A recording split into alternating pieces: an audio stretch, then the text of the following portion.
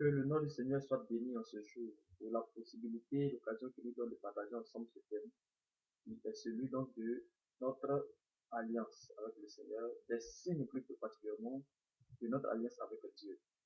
Bien-aimés, aujourd'hui, voici la possibilité que nous avons de partager ensemble le livre de 1 Samuel, le chapitre 1er à partir du verset 9. Je lis.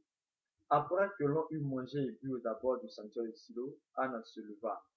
Le prêtre Élie était assis près du montant de la porte.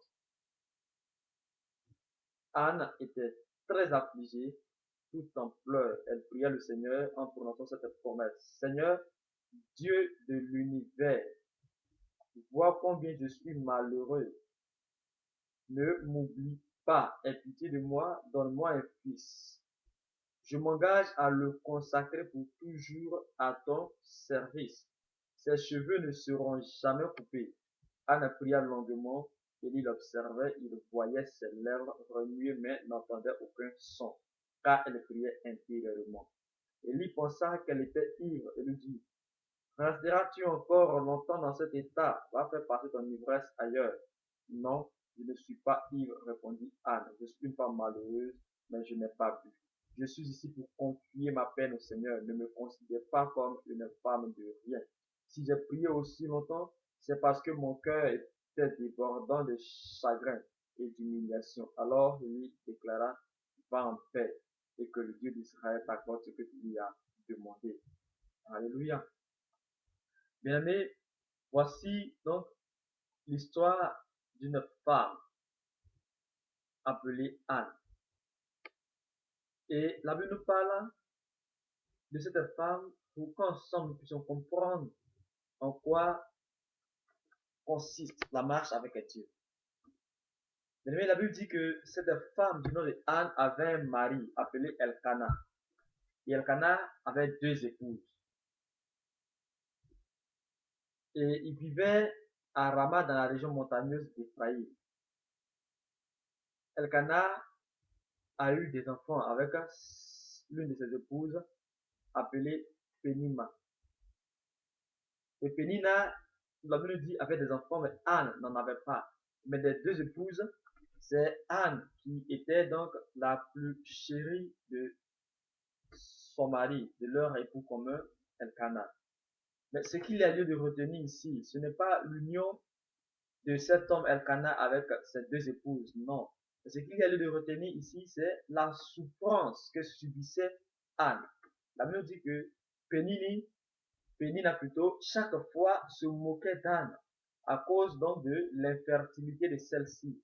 Et la Bible dit que cette femme qui était de comportement méchant passait son temps à mépriser, à injurier, à humilier constamment Anne.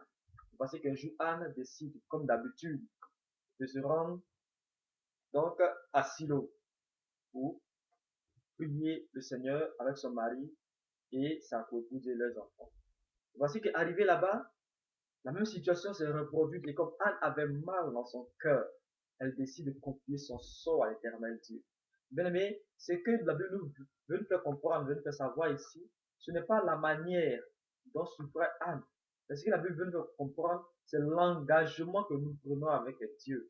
Qui parle d'alliance, parle d'engagement. Qui parle d'alliance, qui parle d'engagement, parle ici d'obligation et de devoir. Alors, bien aimé, devoir, obligation, se rejoignant pour dire de ce à quoi nous devons nous attendre, ce que nous devons faire afin donc de combler notre alliance, afin donc de contribuer à la réalisation de cette alliance. Mais c'est de cela qu'il est question. La Bible nous dit que Anne a fait une promesse au Seigneur. Anne dit, Dieu, voici la situation que je traverse.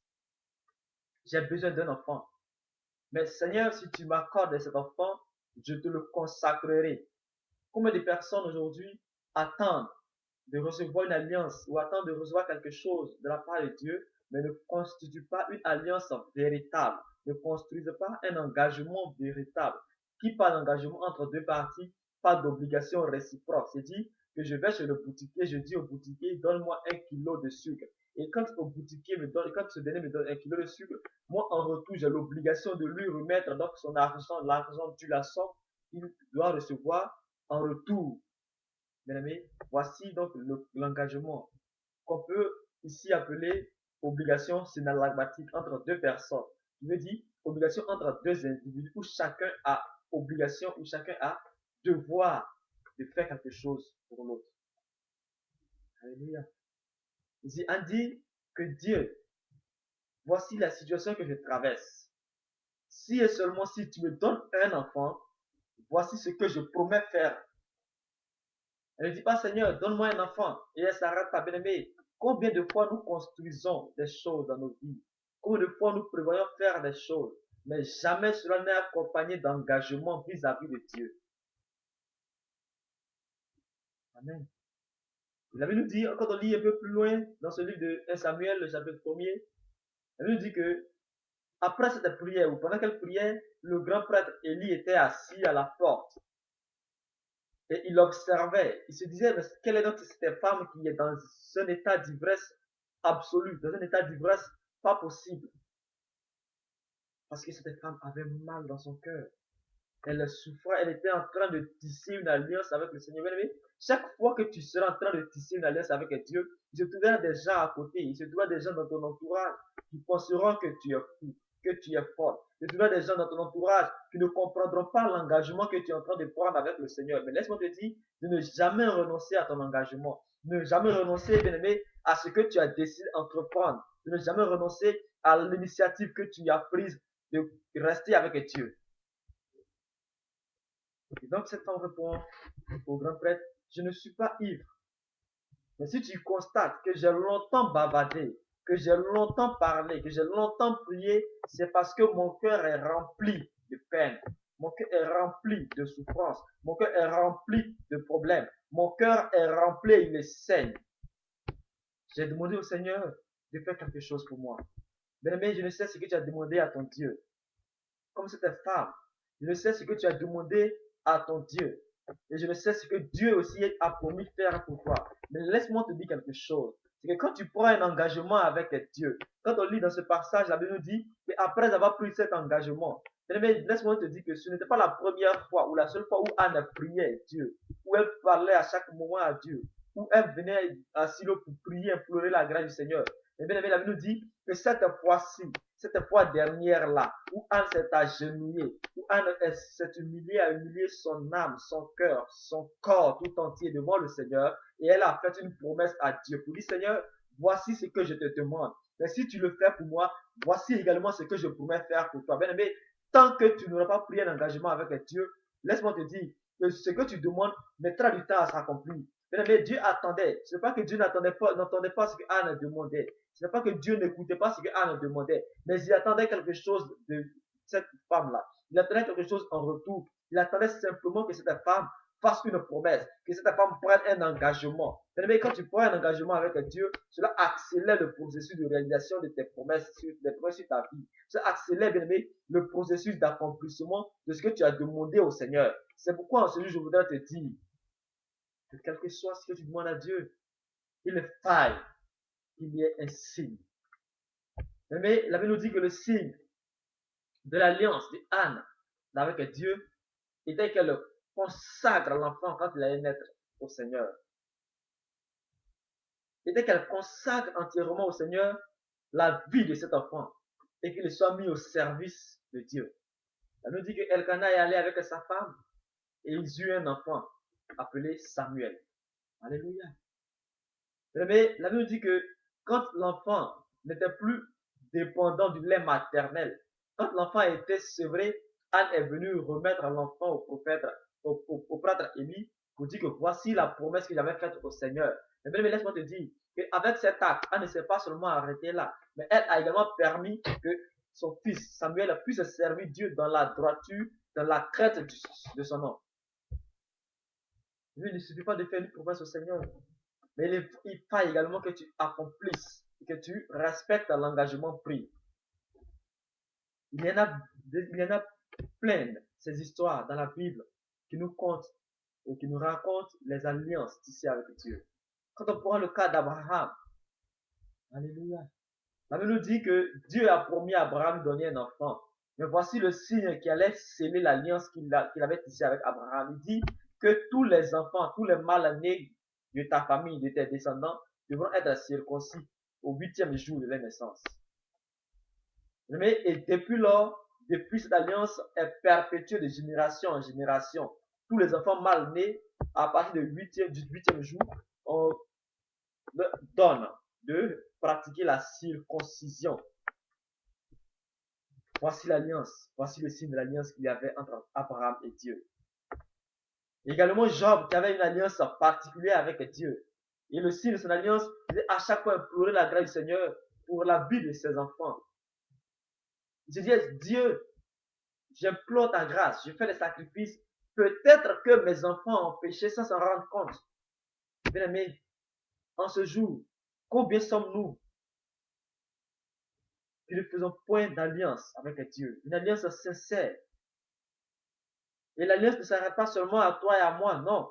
Mais cette alliance doit se poursuivre dans nos descendances. Alléluia. Mais en ce jour, voici ce que Dieu veut qu'on retienne.